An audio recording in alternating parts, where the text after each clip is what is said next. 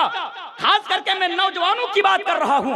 आज हमारे समाज में नौजवान माल कमाने के चक्कर में, दौलत कमाने के चक्कर में, पैसा कमाने के चक्कर में इतना अंधा हो चुका है कि अगर पैसों के लिए बहन, बेटी और बीवी को अगर कोठे पर बैठाने की जरूरत पड़े तो बैठाने को भी तैयार हो जाएंगे। आप कहेंगे मौलाना साहब ये तो आप गलत बोल रहे हैं। गलत बोल रहा हूं मैं, गलत बोल रहा हूं आपके सामने। ये क्या है मेरे भाई? पैसा कमाने के चक्कर में आप इस मोबाइल के अंदर टिकटॉक वीडियो बनाते हैं। टिकटॉक समझते हैं आप लोग? टिकटॉक वीडियो बनाते हैं और टिकटॉक वीडियो में अपनी बीवी को बरहाना करके वीडियो बनाते हैं ताकि व्यूज ज्यादा आए, ज्यादा लोग देखे। अपनी बीवी को नचवाते हो, अपनी बेटी को नचवाते हो, अपनी बहन को नचवाते हो। मेरे भाई ये क्या है? आज हमारा नौजवान पैसा कमाने के चक्कर में इतना गिर जाएगा हमने कभी सोचा नहीं था। इसलिए नौजवानों याद रखो, उस दिन को मत भूलो जिस दिन तुमसे यह भी सवाल किया जाएगा कि तुमने पैसा कहां से कमाया, तुमने दौलत कहां से कमाई। इसलिए हलाल हराम में फर्क करो। हलाल तरीके से पैसा कमाओ, हराम तरीके से पैसा ना कमाओ। यहां पर ना मुझे एक बात याद आ गई। आप ही के झारखंड, ये झारखंड पड़ता है, बंगाल, अच्छा ये बंगाल है, झारखंड करीब है। 10 दिन पहले की बात है। मैं बड़े दुख के साथ ये बात मैं आपके सामने कहकर जा रहा हूं। 10 दिन पहले झारखंड ही का एक मोहतरम आलिम दीन शेख ने मुझे एक वीडियो भेजा। मैंने उस वीडियो को देखा कि काफी लोगों के आसपास यहाँ से 4-5 किलोमीटर की मुसाफत पर की दूरी पर वो प्रोग्राम हुआ था। 10-11 दिन पहले की बात है। आपके इलाके में एक लड़का है, भाई वो हमारा समाज का है, नौजवान है। मैं नाम नहीं लूंगा उनका, मैं नाम नहीं लूंगा, लेकिन हाँ सब मुखिया जी के नाम से उनको जानते हैं। यह मुखिया जी कौन है? आज एक बच्चा मुखिया जी के बारे में जानता, मैं नहीं जानता था। वीडियो देखने के बाद मुझे पता चला ये मुखिया जी टिकटॉक पर वीडियो बनाता है पैसा कमाने के चक्कर में। आपने देखा होगा उसके आसपास कई लड़कियां होती है जो बहुत ही बेहयाई के साथ रहती है और बड़ी गंदी जबान का वो लोग इस्तेमाल करते हैं और बड़ी गंदी वीडियोस वो लोग बनाता है। उस जलसे में उस मुखिया जी को स्टेज पे बुलाया गया, स्टेज पे बुलाया गया। और किसने बुलाया? एक मुकर्रिर साहब, मैं उसको भी जानता हूं, नाम नहीं लूंगा, मैं उससे भी जानता हूं, अच्छी तरह जानता हूं। वो आप लोगों के इलाके में अक्सर जलसों में प्रधान मुकर्रिर यानी प्रधान वक्ता हुआ करता है। बड़ी कॉमेडी के साथ मुखिया जी को अपने पास बुलाया और बुलाने के बाद बड़े हंस के कॉमेडी अंदाज में उनके साथ बात की और कहा कि तुम जो वीडियो बनाते हो ना, तो जो तुम्हारे साथ 2 लड़की है, उन दोनों लड़की का नाम क्या है? बड़े हंस के बोल रहा है। उसकी हौसला अफजाई की गई। मुझे अफसोस इस बात पर नहीं है कि मुखिया जी को स्टेज पर बुलाया गया। अलाल ऐलान में कहकर जा रहा हूं क्योंकि यह मेरी जिम्मेदारी है। वो हमारा समाज का है, वो मुसलमान है, वो मुसलमान के घर में पलने वाला लड़का है। इसलिए मैं अपना दर्द आपके सामने बयान कर रहा हूं। मुझे अफसोस इस बात पर नहीं हुआ कि उसको स्टेज पर बुलाया गया। आप बुला सकते हैं, लेकिन मुझे अफसोस इस बात पर हुआ कि उसको वहां पे बुलाकर होना तो ये चाहिए था कि उसकी इस्लाह की जाए, होना तो ये चाहिए था कि उसको मना किया जाए कि पैसा कमाने के चक्कर में इतना नीचे मत गिरो, पैसा कमाने के चक्कर में अपनी बहन बेटियों का इस्तेमाल ना करो, पैसा कमाने के चक्कर में किसी लड़की का इस्तेमाल मत करो, गंदी जबान का इस्तेमाल मत करो। ये होना चाहिए था कि उनको वहां पर रोका जाए, उनको मना कराया जाए, उनको वहां पर तौबा कराई जाए। लेकिन ऐसा नहीं हुआ, बल्कि हंस हंस कर उसकी तारीफ की गई और उसकी हौसला अफजाई की गई। मेरे भाई ऐसा नहीं होना चाहिए। आज मैं आपकी इसी सरजमी पर बैठकर उन मौलाना साहब से मैं कहकर जाना चाहता हूं कि मौलाना साहब आपने अपनी जिम्मेदारी का लिहाज नहीं रखा, मौलाना साहब आपने अपनी जिम्मेदारी का हक अदा नहीं किया। ये स्टेज है, ये वरासतुल अंबिया का स्टेज है, ये स्टेज है, ये उलमा का स्टेज है, ये स्टेज किसी नचनियों का स्टेज नहीं है, ये स्टेज किसी कमेडियन का स्टेज नहीं है। अगर आप उलमा होते तो आपकी ये जिम्मेदारी होती कि आप उसकी तारीफ नहीं करते, आप उसकी हौसला अफजाई नहीं करते, बल्कि आप उसकी इस्लाह करते। मेरे भाइयों, ये बात मैंने आपके सामने क्यों की? हो सकता है कि मेरी बात आपको गलत लगे, लेकिन ये बात मैंने आपके सामने इसलिए की कि ये तो एक नाम है। इस तरह हजारों आज हमारे समाज में रहने वाला नौजवान आज पैसा कमाने के लिए इतना नीचे गिर गए हैं कि वो हलाल और हराम में फर्क नहीं कर पा रहे हैं। अच्छा, और दूसरी चीज, इसी हदीस की एक बात मैं आपके सामने कर दूं। इसी हदीस के अंदर एक सवाल यह भी पूछा जाएगा कि तुमने अपना पैसा को कहां पे खर्च किया।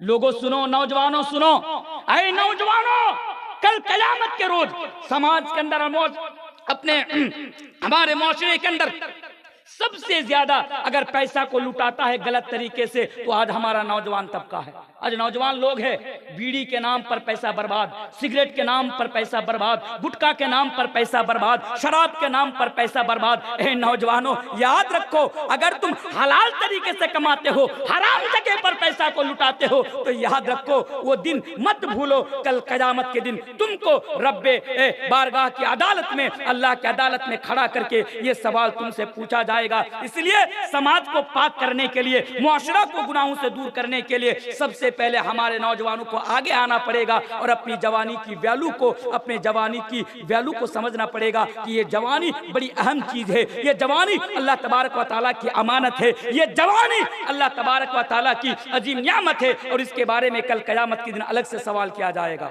अच्छा, दूसरा किरदार, हमारा समाज को, हमारा मुआशरा को पाक करने के लिए, यानी गुनाहों से दूर करने के लिए हमारे समाज में रहने वाले नौजवानों का ये दूसरा किरदार और दूसरा रोल ये होना चाहिए कि वो ईमान की वैल्यू को समझे। ईमान, आज हमारे अक्सर नौजवानों को ईमान की वैल्यू का अंदाजा नहीं है। ईमान, आज हमारा समाज का नौजवान किसी नेताओं के चक्कर में अपना ईमान का जनाजा निकाल देता है।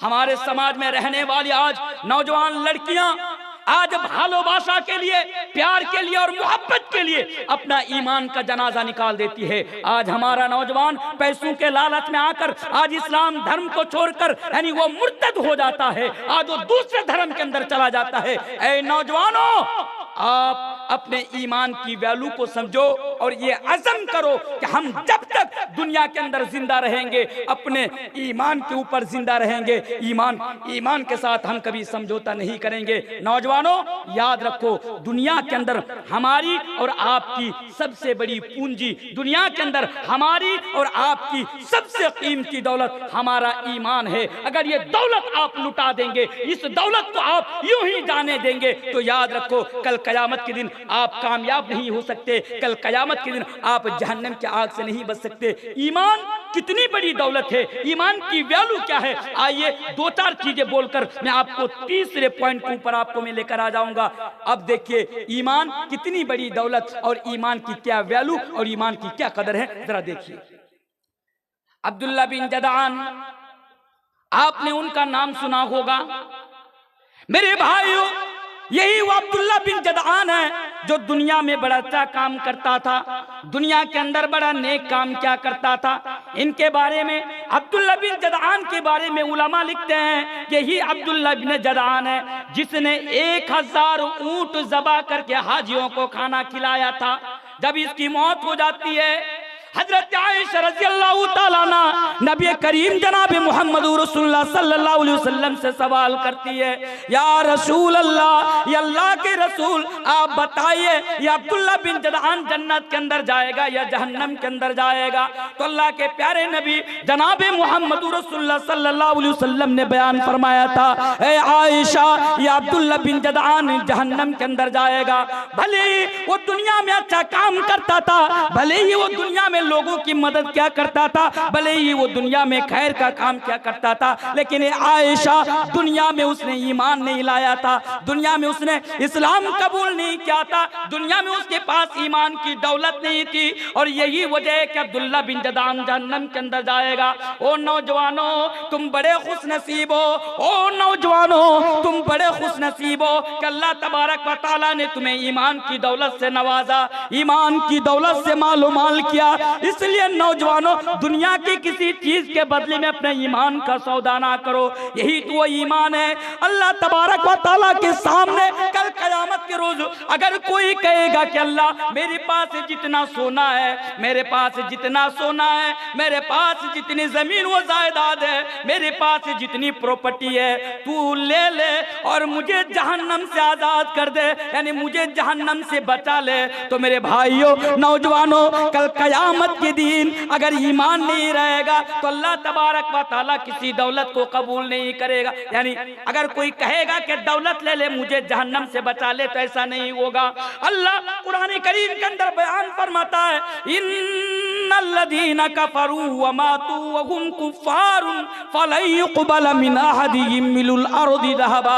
ओ लोगों, कल कयामत के दिन ना तुम्हारा पैसा काम आएगा, ना तुम्हारी प्रॉपर्टी काम आएगी, ना तुम्हारी जमीन व जायदाद काम आएगी। अगर कल कयामत के दिन अगर कोई चीज काम आएगी तो वो ईमान है, वो तुम्हारा ईमान है। इसलिए नौजवानों, अपने ईमान को यूं ही बर्बाद ना करो, अपने ईमान का दुनिया के अंदर तुम सौदा ना करो।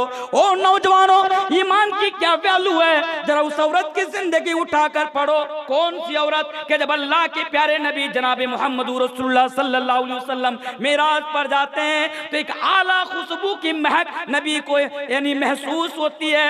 अल्लाह के प्यारे नबी जनाब मोहम्मद रसूलुल्लाह सल्लल्लाहु अलैहि वसल्लम हजरत जिब्रील अलैहिस्सलाम से सवाल करते हैं कि ए जिब्रील, ये कैसी महक है, ये कैसी खुशबू है। हजरत जिब्रील अलैहिस्सलाम जवाब देते हैं, मुस्नद अहमद की सैयदी से हजरत जिब्रील अलैहिस्सलाम जवाब देते हैं कि अल्लाह के नबी, ये उस औरत की और उसके बच्चों की खुशबू है जो फिरौन के घर में नौकरानी थी, जो फिरौन के घर में नौकरानी की काम क्या करती थी। अल्लाह के नबी ने पूछा, ए जिब्रील बताओ कि उसने दुनिया के अंदर वो कौन सा कारनामा अंजाम दिया था। ओ नौजवानों, वो मेरी माँ और बहनों, आप भी इस हदीस को, इस वाक़या को गौर से सुन लेना। जिब्रील ने बताया, ए अल्लाह के नबी, ये औरत फिरौन की बेटी को यानी उसके घर में उसकी बेटी को कंघी क्या करती थी।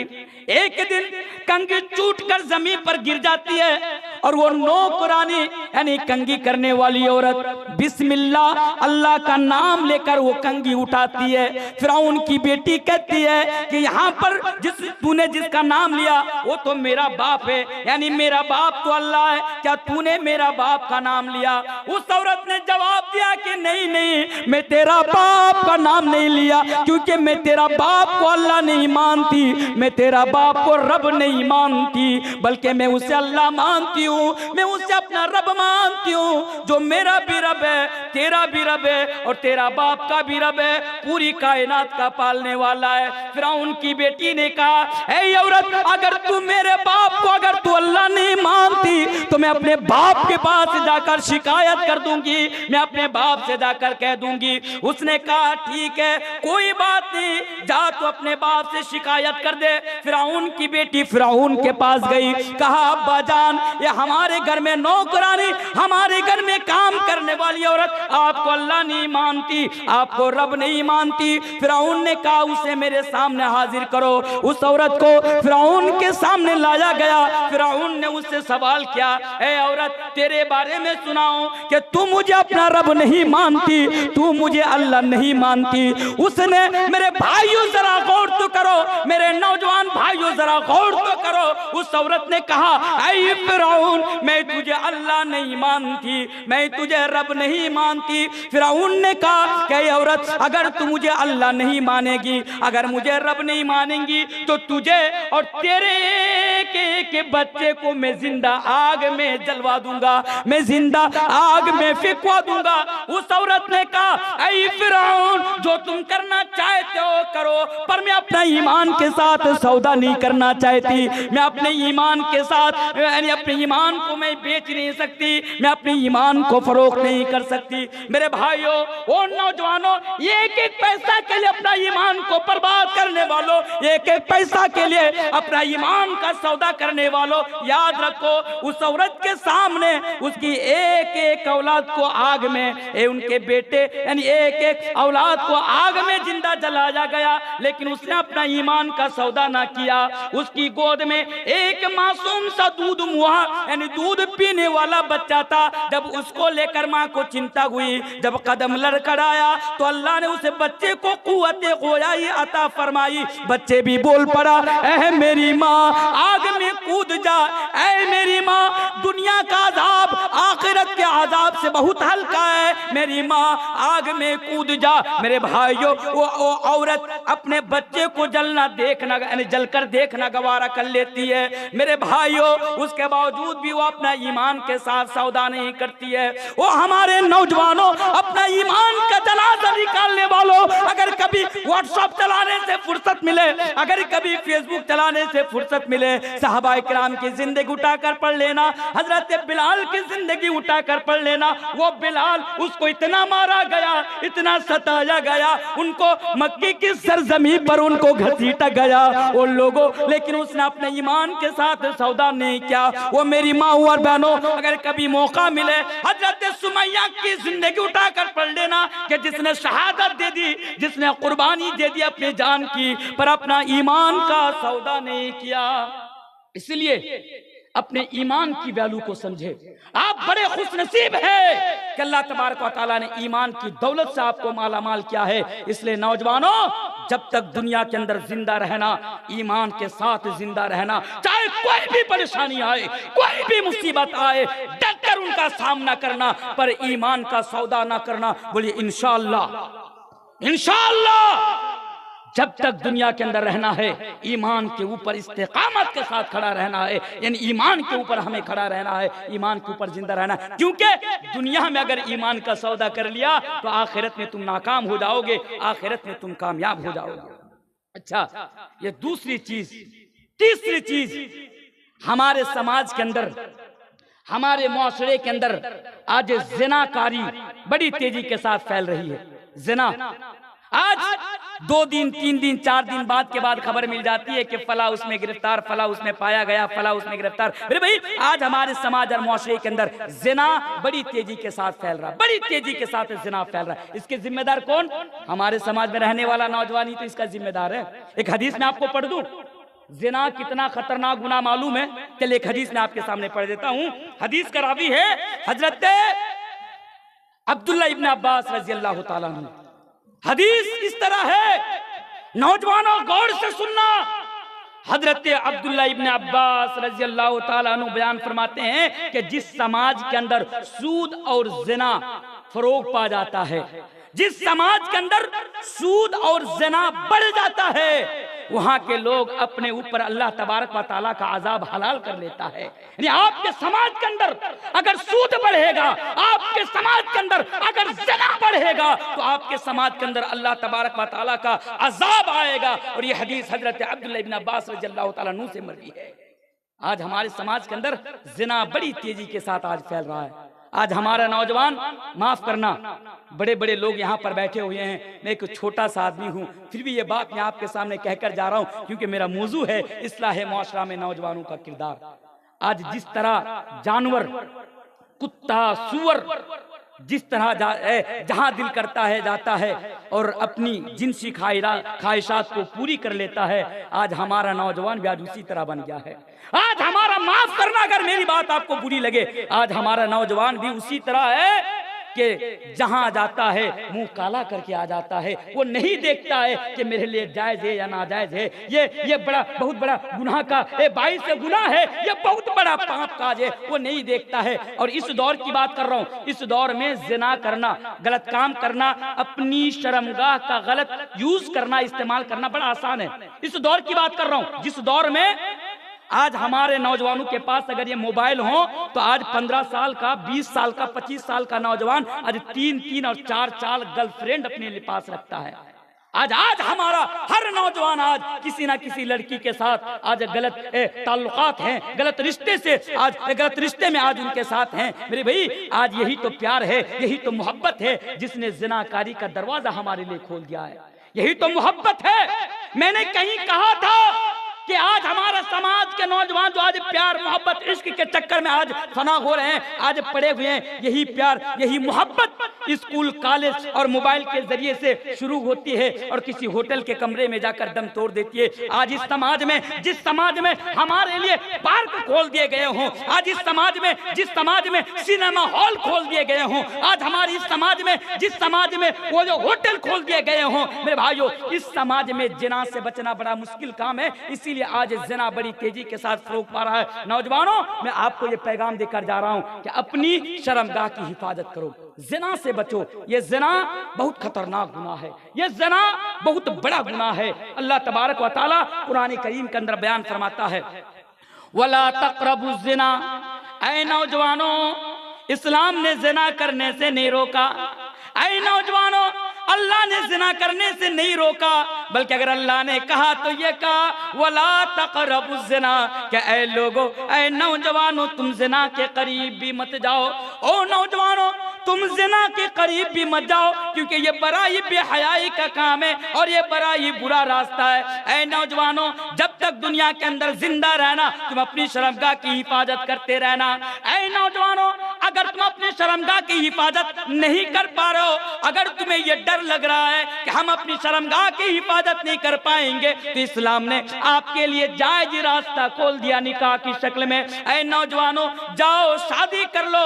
ऐ नौजवानों, निकाह में देरी ना करो। और नौजवानों, जल्दी जल्दी जाओ शादी कर लो। और याद रखो, अगर तुम शादी कर लोगे तो वह अहसनु, यानी अगर तुम शादी कर लोगे तो वह अगद्दु लिल बसर व अहसनु लिल फरज, तुम्हारी शर्म यानी आंखों की भी हिफाजत हो जाएगी और तुम्हारी शर्मगाह की भी हिफाजत हो जाएगी। इसलिए नौजवानों, यही तो वजह है कि इस्लाम ने निकाह को बड़ा आसान बनाया।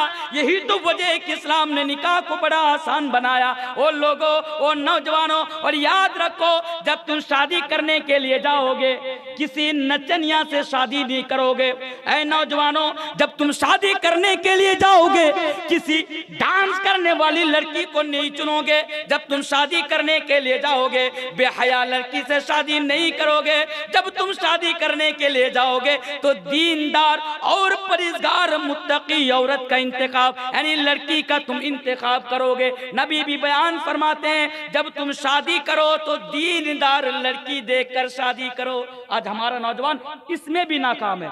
जब शादी करने के लिए जाते हैं, किसी को भी जाकर शादी कर लेते हैं, दीनदारी नहीं देखते हैं, दौलत देखते हैं, पैसा देखते हैं। नौजवानों, अपनी शर्मगाह की अगर हिफाजत ना कर पाओ, डर लगे, जाओ शादी करो। और जब शादी करो, दौलत के पीछे मत पड़ो, शादी करो खूबसूरती के पीछे मत पड़ो, दीनदार लड़की को देखकर शादी करो, इंशाअल्लाह तुम कामयाब हो जाओगे। दीनदार लड़की को देखकर शादी करो। तो यही शर्मगाह है कि जिसके बारे में अल्लाह के प्यारे रसूल जनाब मोहम्मद रसूलुल्लाह सल्लल्लाहु अलैहि वसल्लम ने बयान फरमाया था। नौजवानों, यह हदीस मैं आपके लिए पढ़कर जा रहा हूँ। अल्लाह के नबी ने कहा था, कई दुनिया वालों, दो चीजों की हिफाजत कर लो, मैं तुम्हें जन्नत में जाने की जमानत देता हूँ। दो चीजों की हिफाजत, सब सुनना इस हदीस को गौर से। दो चीजों की दुनिया में हिफाजत कर लो, मैं तुम्हें जन्नत की जमानत देता हूँ। वो दो चीज क्या है? अल-फम अल-फरज, एक जबान और एक शर्मगाह।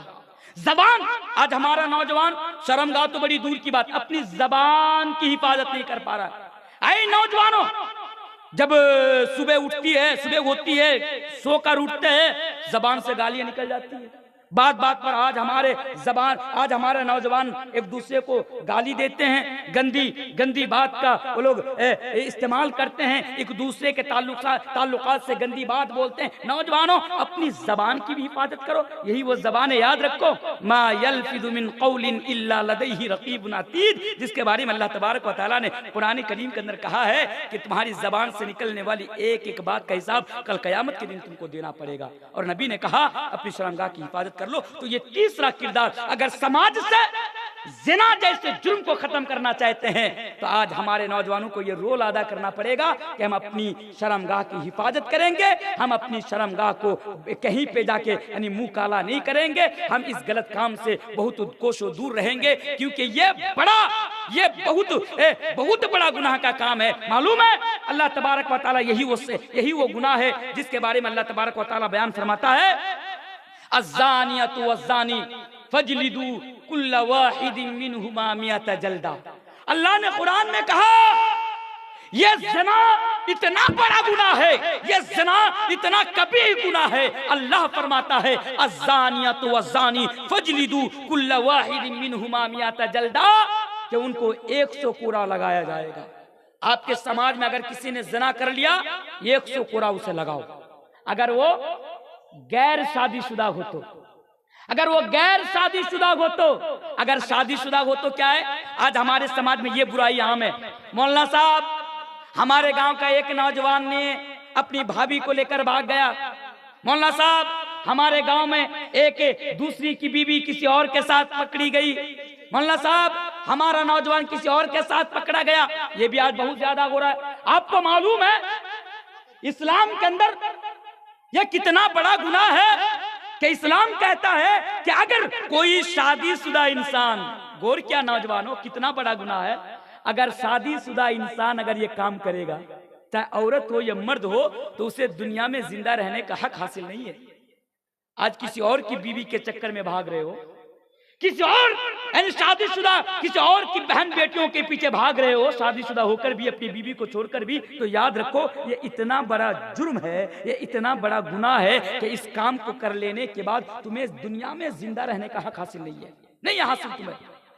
मेरे भाइयों, अपनी शर्मगाह की हिफाजत करो। ये तीसरा किरदार। चौथा किरदार, समाज को और मुआशरा को पाक करने के लिए चौथा किरदार हमारे समाज में नौजवानों का क्या होना चाहिए? हमारे समाज में नौजवानों का चौथा किरदार ये होना चाहिए कि वो नमाज का एहतमाम करे, नमाज का एहतमाम, नमाज पढ़े। आज हमारा नौजवान, सब जानते हैं हमारी मस्जिदों का हाल।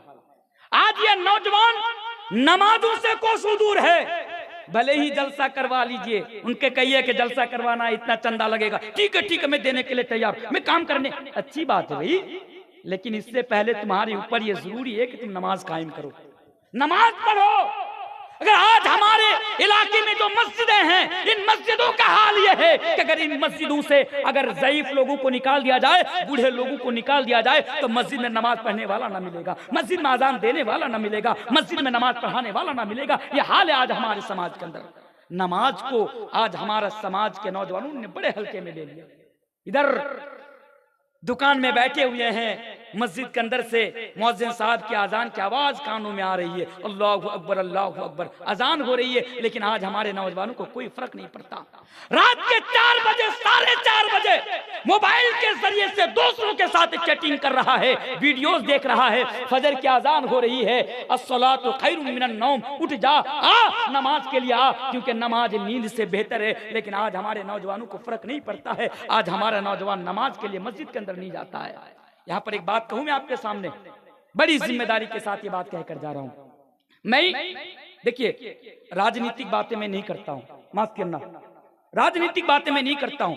हिंदू मुस्लिम को मैं कभी लड़ाने की बात नहीं करता हूं। यह अलग बात है कि आज हमारे देश के मीडिया, आज तक एबीपी न्यूज, टाइम्स नाउ, नव भारत, ये बड़े बड़े न्यूज चैनल मेरे खिलाफ आज न्यूज चला रहे हैं। आपने देखा होगा, जाइए सोशल मीडिया पर, मेरे खिलाफ न्यूज चला रहे हैं, वो अलग बात है। लेकिन 12 साल से मैं मैदान खिताबत में हूं, अल्हम्दुलिल्लाह। 12 साल से मैं सैकड़ों प्रोग्राम का हिस्सा रहा पूरे हिंदुस्तान के अंदर, अल्हम्दुलिल्लाह। लेकिन मैंने कभी हिंदू मुस्लिम को लड़ाने की बात नहीं की, मैंने कभी मस्जिद मंदिर की बात नहीं की, मैंने कभी किसी धर्म को नीचा दिखाकर मैंने बात नहीं की, मैंने कभी किसी धर्म को लेकर मैंने अपशब्द का मैंने इस्तेमाल नहीं किया। मैं जानता हूं, क्योंकि मेरा दीन, मेरा मजहब, मेरा धर्म मुझे इस बात के लिए रोकता है। लेकिन एक बात मैं नौजवानों को समझाने के लिए कहकर जा रहा हूं, मेरी बातों का गलत माना ना निकाला जाए। 22 तारीख को राम मंदिर का उद्घाटन हुआ, सब जानते हैं, सब जानते हैं, राम मंदिर का उद्घाटन हुआ। मैं इसके ऊपर नहीं कमेंट करूंगा, नहीं करूंगा। हमारा नौजवान हमें फोन करते हैं कि मौलाना साहब इसके बारे में कुछ बोलिए, मौलाना साहब आज हमारी मस्जिदें तोड़ी जा रही, इसके बारे में कुछ बोलिए। ठीक है, दर्द हमें भी है, दर्द है, लेकिन मैं उसके ऊपर सुप्रीम कोर्ट का फैसला, हम हिंदुस्तानी मुसलमान उस फैसला को मानते हैं, सुप्रीम कोर्ट को मानते हैं, सुप्रीम कोर्ट का फैसला मान लिए। लेकिन मैं आपको जो पैगाम देना चाहता हूं, हमसे 1500 किलोमीटर दूर एक मस्जिद तोड़ी गई, आपके पेट में अभी भी दर्द हो रहा है। लेकिन अगर मस्जिद को लेकर आपको इतनी चिंता है, मस्जिद का आपको इतना ख्याल है? नौजवानों, ईमानदारी के साथ बताओ, तुम्हारे घर के करीब भी एक मस्जिद है। अल्लाह ने तुम्हें कभी तौफीक दी कि मस्जिद में जाकर 2 रकात तुम नमाज पढ़ लो? अल्लाह ने कभी तुम्हें तौफीक दी कि मस्जिद में जाकर तुम एक बार अजान दे दो? अल्लाह ने तुम्हें कभी तौफीक दी कि मस्जिद में जाकर तुम एक बार झाड़ू लगा दो? नहीं। इसके लिए हमारे गांव में जो मस्जिद है, इसके लिए तो हमें कुछ नहीं, लेकिन कहां पर क्या हो रहा है, इसके लिए हमें बड़ा दर्द हो रहा है। तो नौजवानों, ये भी आपको मैं पैगाम देकर जा रहा हूं कि नमाज का इत्मीनान करो और नमाज को हल्के में ना लो। इस्लाम कबूल करने के बाद सबसे अहम इबादत नमाज ही है, नमाज ही है। और यही वो नमाज है कि जिसके बारे में अल्लाह के प्यारे रसूल जनाबे मोहम्मद रसूलुल्लाह सल्लल्लाहु अलैहि वसल्लम बयान फरमाते हैं, ऐ नौजवानों, कल कयामत के रोज तुम्हें जो सबसे पहले सवाल किया जाएगा, इन्ना अव्वला मा युहासबु बिल अब्दी यौमल क़ियामा। ऐ नौजवानों, गौर से सुन लेना, कल कयामत के रोज तुम्हें जो सबसे पहला जो सवाल किया जाएगा, वो सवाल तुम्हें तुम्हारी नमाज के बारे में किया जाएगा। इसलिए खुदारा, ऐ नौजवानों, मैं बड़ी ही अदब और इहतराम के साथ में आपसे कहकर जा रहा हूँ, नमाज का इत्मीनान करो, नमाज का इत्मीनान करो, नमाज को जाया न करो, नमाज को बर्बाद ना करो। यही वो नमाज है कि कल कयामत के दिन जब जन्नती जन्नत के अंदर चले जाएंगे, जहन्नमी जहन्नम के अंदर चले जाएंगे, जहन्नम में रहने वाले लोग जब जन्नत में रहने वाले लोग जब जहन्नमी लोगों को सवाल करेंगे, मा सलककुम फी सकर, मेरा भाई बताओ आज तुम जहन्नम के अंदर क्यों हो? वो जवाब देगा, जहन्नम में रहने वाला आदमी जवाब देगा, मेरा भाई मैं दुनिया में तो सब कुछ करता था, जलसा कराने में आगे, सुनने में आगे, सब कुछ करने में मैं पेश रहता था, मैं आगे आगे रहता था, लेकिन कुरान कहता है, वो जवाब देगा, क़ालू लम नकु मिनल मुसल्लीन, मैं दुनिया में नमाज नहीं पढ़ता था, मैं दुनिया में नमाज को ज़ाया कर देता था, मैं दुनिया में नमाज को यूं ही बर्बाद कर देता था। इसलिए नौजवानों, ये चौथा पैगाम मैं आपको देकर जा रहा हूं कि आप नमाज का इत्मीनान करें, नमाज को आप यूं ही ना छोड़े। अल्लाह के नबी बयान फरमाते हैं, मन तरका सलाता मुतअम्मिदन फक़द कफर, जिसने जानबूझकर नमाज छोड़ दी उसने बहुत बड़ा गुनाह का इर्तिकाब किया। हालांकि इसमें उलमा के इख्तिलाफ है, कोई कहते हैं जिसने नमाज जानबूझकर नमाज छोड़ी उसने कुफ्र किया, और सऊदी उलमा का यह फतवा है कि जिसने जानबूझकर नमाज छोड़ दी वो काफिर हो गया। मैं उधर नहीं पढ़ना चाहूंगा क्योंकि मेरे अंदर इतना इल्म और इतनी सलाहियत कहाँ कि मैं इख्तिलाफी मसाइल आपके सामने बयान करूं, लेकिन इतना मैं आपके सामने जरूर बता के जा रहा हूं कि नमाज छोड़ना इस्लाम के अंदर यह बहुत बड़ा गुनाह है, यह बहुत बड़ा गुनाह है नमाज छोड़ना। इसलिए नौजवानों, अपनी जिंदगी में कभी नमाज को ना छोड़ना। बोले इंशाअल्लाह, अज़्म कीजिए आज कि आज के बाद कभी मैं नमाज नहीं छोड़ूंगा। बोले इंशाअल्लाह, इंशाअल्लाह। अच्छा, ये चौथा किरदार। पांचवा किरदार क्या होना चाहिए?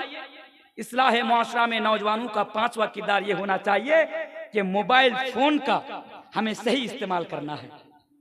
ये जो मोबाइल फोन है ना, सबके हाथों में देख रहे हैं, अच्छा इधर भी लोग बैठे हुए हैं, देख रहे हैं आप लोग, ये मोबाइल फोन, इस मोबाइल फोन का अगर सबसे ज्यादा अगर कोई गलत इस्तेमाल करता है तो आज हमारा नौजवान इस मोबाइल फोन का गलत इस्तेमाल करता है। मौलाना तनवीर आलम आज घुराई पारा की सरजमी पर बैठकर यहाँ के नौजवान तबका को यह पैगाम देकर जा रहा है कि नौजवानों, मोबाइल फोन का गलत इस्तेमाल ना किया करो। यकीनन ये मोबाइल भी अल्लाह तबारक व तआला की तरफ से बहुत बड़ी नियामत हमारे लिए है, आप इसको जहमत ना बनाएं। आज हमारे नौजवान इस मोबाइल फोन के जरिए से क्या कुछ कर रहे हैं मालूम? मैं आपको बता देता हूँ। आज हमारा नौजवान देखिए, ये मोबाइल आने के बाद ना आज हर नौजवान मुफ्ती बन गया। मुफ्ती समझते हैं, फतवा देने वाला समझ गया। अब एक चीज को लेकर लड़ाई हो गई, ये जायज या नाजायज, हलाल या हराम। अच्छा, इसका जवाब कौन देगा? बात गौर से सुनिए, बात बड़ी गौर से सुनिए, बहुत कीमती बात मैं आपके सामने बता के जा रहा हूं। ये हलाल या हराम, ये जायज या नाजायज, इसका फतवा कौन देगा? जवाब कौन देगा? कौन देगा? उलमा देंगे ना, उलमा देंगे। जिसके बारे में यानी जिसे दीन के बारे में नॉलेज हो, दीन के ऊपर, कुरान और हदीस के ऊपर जिसकी अच्छी पकड़ हो, वही ना जवाब देंगे दीन के बारे में कि ये जायज है या हलाल या हराम, या ये जायज है या नाजायज है, या हलाल या हराम है, वही देंगे। लेकिन नहीं, जब से ये मोबाइल फोन आया हमारे नौजवानों ने इसके लिए इसका गलत इस्तेमाल किया कि आज मौलवियों के पास जाने की जरूरत नहीं है। हलाल है हराम है, झगड़ा डिबेट हो रहा है। मोबाइल खोला, यूट्यूब में गया, मोबाइल खोला, गूगल में गया, हमने सर्च किया, हमने देख लिया, जो मिला हमने कह दिया ये जायज, ये नाजायज, ये हलाल, ये हराम। लेकिन मेरे भाई आप जो तहरीर पढ़ रहे हैं इसकी क्या सबूत है, या कुरान और हदीस के अंदर से है या नहीं है? आप जिस हदीस के हवाले से दे रहे हैं ये हदीस सही भी है या नहीं है, आपको इसके बारे में कैसे पता? इसलिए मुफ्ती मत बनो, या गूगल मुफ्ती मत बनो, यूट्यूब मुफ्ती मत बनो। और एक बात मैं कहकर जा रहा हूं, आज हमारे समाज के नौजवान और एक गलत इस्तेमाल करता है मोबाइल का। वो क्या? उसे कोई चीज अच्छी लगी शेयर कर दिया। गौर से सुनिए, हम फेसबुक चला रहे हैं, फेसबुक चलाते चलाते एक नंगी वीडियो आई, एक डांसिंग वीडियो आई, एक फिल्म का एक पार्ट आया, हमने फौरन उसको शेयर कर दिया।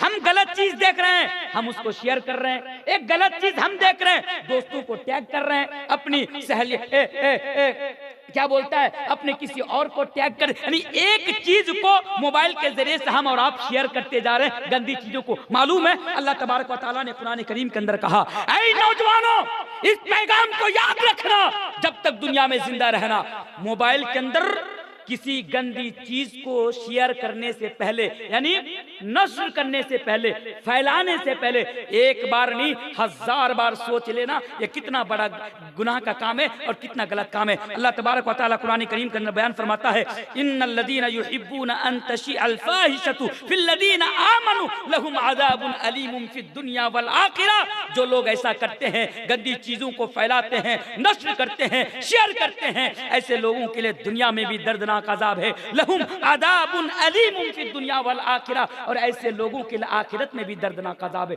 तो बोलिए इंशाअल्लाह आज के बाद हम लोग गलत चीजों को शेयर नहीं करेंगे इंशाअल्लाह।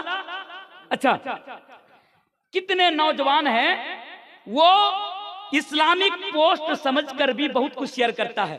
अब मान लीजिए इस्लामिक पोस्ट एक हदीस है, अब मान लीजिए मैं आपको उदाहरण दे रहा हूं समझाने के लिए। एक हदीस है कि अल्लाह के नबी जनाब मोहम्मद सल्लल्लाहु अलैहि वसल्लम ने यह बयान फरमाया, कोई हवाला नहीं दिया हुआ है।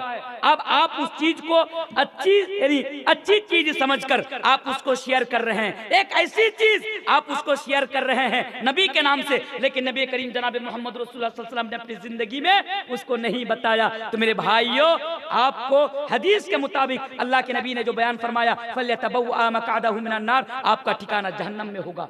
जब भी दीन के रिलेटेड, शरीयत रिलेटेड जब भी कोई चीज आप मोबाइल के जरिए से शेयर करेंगे, आप ये देखेंगे कि ये सही है या गलत है, इसकी दलील कुरान में है या नहीं, इसकी दलील हदीस में मौजूद है या नहीं। अगर है आप किसी अच्छे उलमा से आप देख लें, अगर है आप उसको शेयर कीजिए, नहीं है आप उसको हटा दीजिए। अच्छा, और एक चीज मोबाइल के जरिए से, क्योंकि सबके हाथ में मोबाइल है, पता नहीं आज किन किन लोगों के आप लोग तकरीर सुना करते हैं मोबाइल में, जिसकी आवाज अच्छी लगी हम उनकी तकरीर सुनना पसंद कर दिए।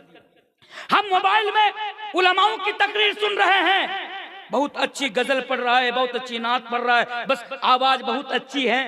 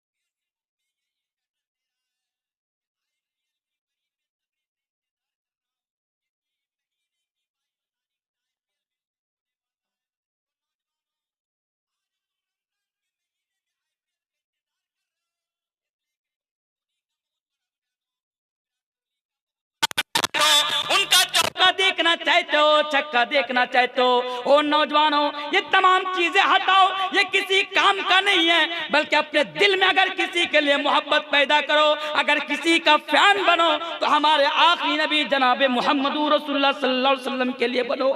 अल्लाह के नबी के पास एक सहाबी रसूल आते हैं, आने के बाद सवाल करते हैं, या रसूल अल्लाह, या अल्लाह के रसूल, मतस्सा, आप बताइए कि कयामत कब आएगी।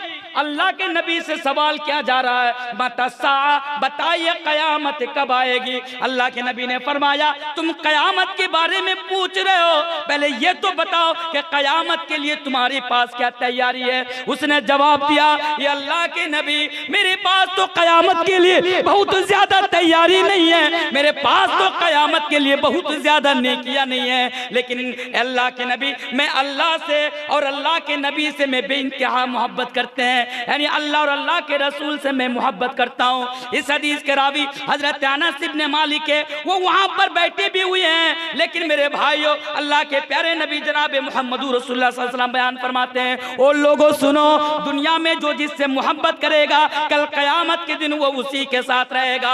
ऐ नौजवानों, मौलवी तनवीर का काम है हदीस सुनाना, आपका काम फैसला करना।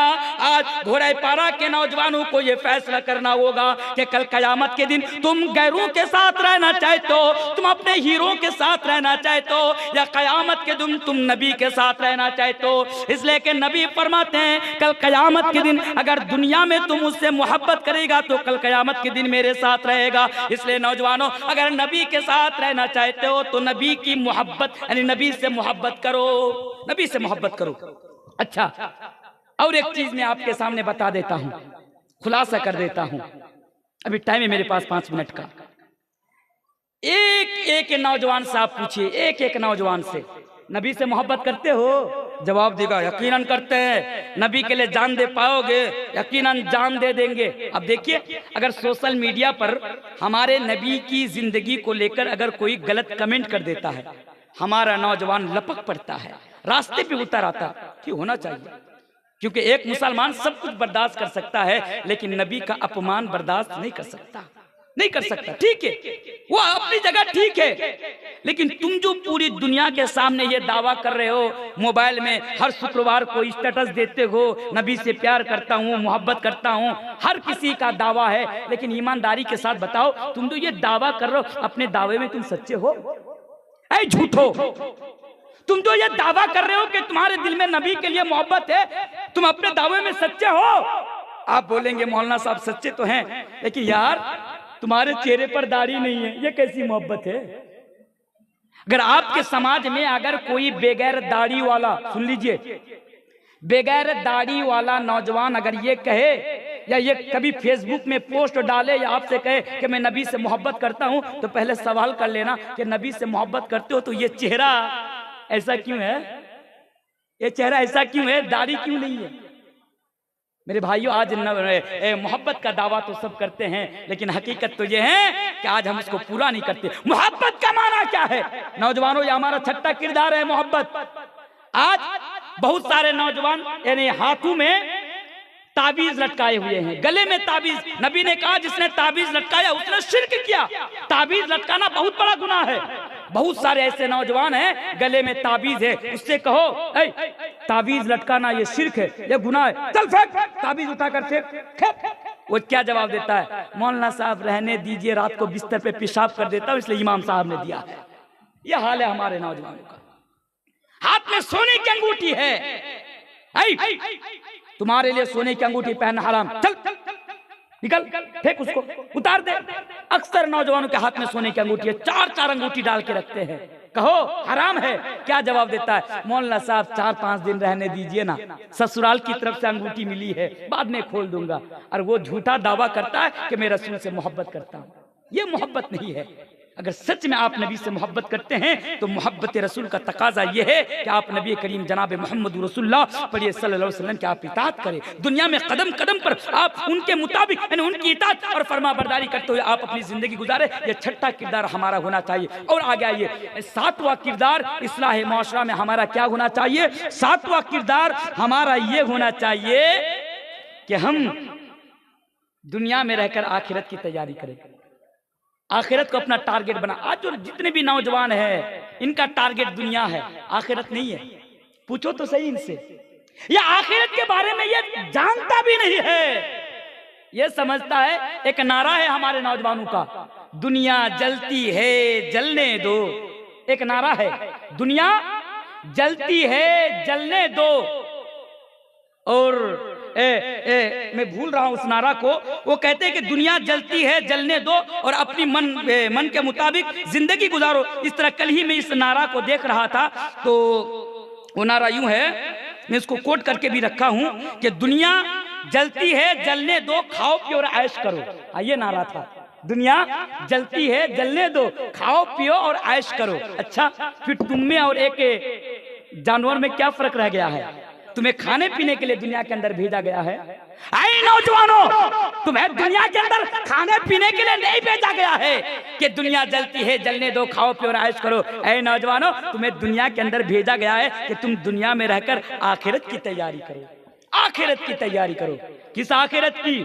वो आखिरत जिसकी जिंदगी हमारे लिए और आपके लिए असल में जो आखिरत हमें और आपको एक दिन जाना है, और आखिरत की जिंदगी ही हमारे लिए और आपके लिए असल जिंदगी है। इसलिए दुनिया में रहकर आखिरत की तैयारी करो। अल्लाह तबारक व तआला कुरान करीम के अंदर बयान फरमाता है, या अय्युहल्लज़ीना आमनू तक़ुल्लाह वल तंजुर नफ्सुम मा क़द्दमत लिगद। ऐ नौजवानों, जरा देखो, ईमान वालों जरा देखो कि तुमने कल के लिए, आखिरत के लिए तुमने अब तक क्या तैयारी करके रखे हो। ऐ नौजवानों, याद रखो, ये जो दुनिया की मोहब्बत, जिस मोहब्बत में आज तुम गिरफ्तार होकर अपनी आखिरत को भूला बैठे हो, ये दुनिया किसी काम का नहीं। ये दुनिया आर्जी है, ये दुनिया फानी है, ये दुनिया चंद दिनों की चांदनी है, जिसके बारे में अल्लाह तबारक व तआला फरमाता है, वमल हयातुद दुनिया इल्ला मताउल गुरूर।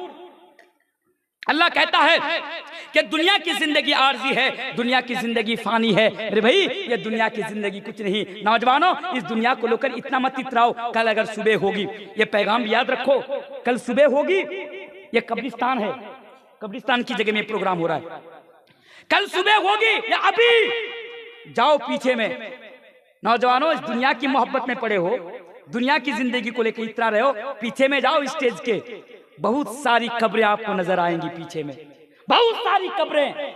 बहुत सारे लोग कब्र के अंदर आज सोए हुए हैं, उनमें से देखेंगे तो नौजवान भी है, वो लोग भी आज कब्र में जाकर सोए हुए हैं, जो लोग दुनिया को सब कुछ समझ बैठा था। नौजवानों, इसलिए अभी भी वक्त है, और जिस मकसद के तहत हमें और आपको दुनिया के अंदर भेजा गया उस मकसद को आप पूरा करें। दुनिया में आप आखिरत की तैयारी करें, क्योंकि इसीलिए हमें और आपको भेजा गया। और याद रखो, जरा नबी की जिंदगी से सीखो कि नबी करीम सल्लल्लाहु अलैहि वसल्लम ने क्या बयान फरमाया है और किस तरह अपनी जिंदगी गुजारी है। उधर नहीं जाना चाहूंगा, उन्हें टाइम लग जाएगा, और एक हदीस में आपके सामने बयान करके चला जाता हूँ। मेरे भाइयों, ये दुनिया की मोहब्बत जिसमें आज हमारा नौजवान गिरफ्तार है, ये बड़ी खतरनाक चीज है। ये मेरा लास्ट पैगाम है। नौजवानों, ये जो दुनिया की मोहब्बत तुम अपने अंदर पाले हुए हो, सुनो, बड़े समझदारी के, बड़ी तवज्जो के साथ सुनो। ये जो दुनिया की मोहब्बत आज जिसको तुम पाले हुए हो, जिसको तुम सब कुछ समझ बैठे हो, ये दुनिया की मोहब्बत कैंसर की बीमारी से भी ज्यादा खतरनाक है। ये दुनिया की मोहब्बत नौजवानों तुम्हें दुनिया में भी तबाह कर देगी, और ये दुनिया की मोहब्बत में आखिरत में भी तबाह कर देगी। ये बड़ी खतरनाक चीज है। कभी फुर्सत मिले उस हदीस को उठाकर पढ़ लेना। इमाम अबू दाऊद, इस हदीस को अबू दाऊद किताबुल फितन के अंदर लेकर आते हैं। हदीस के रावी हजरत सौबान रजी अल्लाह ताला अन्हु है। बड़ी लंबी हदीस है। अल्लाह के नबी ने कभी बयान फरमाया था, यूशिकुल उमम अन तदा अलैकुम कमा तदा अल अकलतु इला कसअतिहा फक़ाल क़ाइल व मिन क़िल्लतिन नहनु यौमइदिन क़ाल बल अंतुम यौमइदिन कसीर वलकिन्नकुम गुसाउन का गुसाई सैल वला यनज़अन अल्लाहु मिन सुदूरि अदुव्विकुमुल महबत मिनकुम वला यगदिफन अल्लाहु फी क़ुलूबिकुम वहना फक़ाल क़ाइल या रसूल अल्लाह व मल वहन क़ाल हुब्बुद दुनिया व कराहियतुल मौत। बड़ी लंबी हदीस है कि उस हदीस को उठाकर पढ़ लेना। अल्लाह के नबी ने बयान फरमाया था कि दुश्मन कौम तुम्हारे ऊपर टूट पड़ेंगे, जिस तरह भूखे लोग दस्तरखानों के ऊपर टूट पड़ते हैं, तुम्हारे ऊपर जुल्म करेंगे, तुम्हें मारेंगे, तुम्हारे ऊपर यानी उन लोगों के दिल में तुम लोगों के लिए कोई रौब दबदबा नहीं होगा, तुम्हारी कोई वैल्यू नहीं होगी, तुम्हारी कोई हैसियत नहीं होगी। नबी से पूछा गया, नबी क्या उस दिन, अल्लाह के रसूल क्या उस दिन हमारी तादाद कम होंगी? अल्लाह के नबी ने कहा था, नहीं, उस दिन तुम्हारी तादाद कम नहीं होंगी। अल्लाह के नबी ने कहा था कि तुम्हारे अंदर एक बीमारी पैदा हो जाएगी। वो बीमारी क्या? वहन। अल्लाह के नबी से पूछा गया, या रसूल अल्लाह वमल वहन, वहन किसे कहते हैं? अल्लाह के नबी ने बयान फरमाया था, हुब्बुद दुनिया व कराहियतुल मौत, यही दुनिया की मोहब्बत। जब दुनिया की मोहब्बत तुम्हारे अंदर पैदा हो जाएगी, तुम दुनिया में भी बर्बाद, तुम आखिरत में भी बर्बाद हो जाओगे। अच्छा, और एक चीज का इजाफा, टाइम है 2 मिनट से। अच्छा, और एक चीज का इजाफा मैं आपके सामने कर देता हूं, क्योंकि मेरा मौजू है इस्लाही मुआशरा में नौजवानों का किरदार। आज हमारा नौजवान जो सामने बैठा है, ये समझते हैं दुनिया में हम कामयाब हो गए तो बस असल में कामयाब हो गए। यह बहुत बड़ी गलतफहमी है। आपको मालूम है, एक बाप अपना बेटा को डॉक्टर बनाना चाहता है, इंजीनियर बनाना चाहता है, अपनी बेटी को डॉक्टर बनाना चाहता है, इंजीनियर बनाना चाहता है। क्यों चाहता है? क्योंकि आज हम सबकी, चाहे नौजवान हो या हम हो, आज हम सबकी ये सोच और ये मेंटेलिटी है, मेरा बेटा आईएएस बन गया कामयाब, डॉक्टर बन गया कामयाब, मेरा बेटा सरकारी जॉब मिल गई, मेरा बेटा कामयाब। हमारे नौजवान भी उसी के पीछे भाग रहे, आज बहुत पैसा आ गया कामयाब। ये जो सोच हमने बना रखी है, ये जो आज हमारी मेंटेलिटी है कि दुनिया में कामयाब हो गए तो बस कामयाब हो गए, यही असल कामयाब है। मेरे भाइयों, ये असल में कामयाब नहीं, गलत माना ना निकाले। बच्चों को आईएएस बनाए, आईपीएस बनाए, डॉक्टर बनाए, जरूरत है हमारे कौम को, लेकिन उसके साथ साथ हमें यह देखना है कि दुनिया की कामयाबी असल कामयाबी नहीं, आखिरत की कामयाबी असल कामयाबी है। एक बाप चाय की दुकानों पर बैठकर बेटी के बारे में और बेटा के बारे में प्राउड फील करता है। एक बाप कहता है, मेरा बेटा का देखता है, मेरा बेटा डॉक्टर है, महीने में 5 लाख रुपया कमाता है, तेरा बेटा मौलवी है, 5,000 रुपया कमाता है, देख रहा है मेरा बेटा कामयाब हो गया। एक बाप प्राउड फील करता है। ठीक है, आपको हक है प्राउड फील करने का, बेटा डॉक्टर है, इंजीनियर है, प्राउड फील कर सकते हैं, लेकिन आपको तो ये भी शर्म होनी चाहिए। एक तरफ बेटा डॉक्टर तो प्राउड फील कर रहे हो, दूसरी तरफ बेटा की जिंदगी में कभी झांक कर देखा कि तुम्हारे बेटे को नमाज पढ़ने का तरीका मालूम नहीं?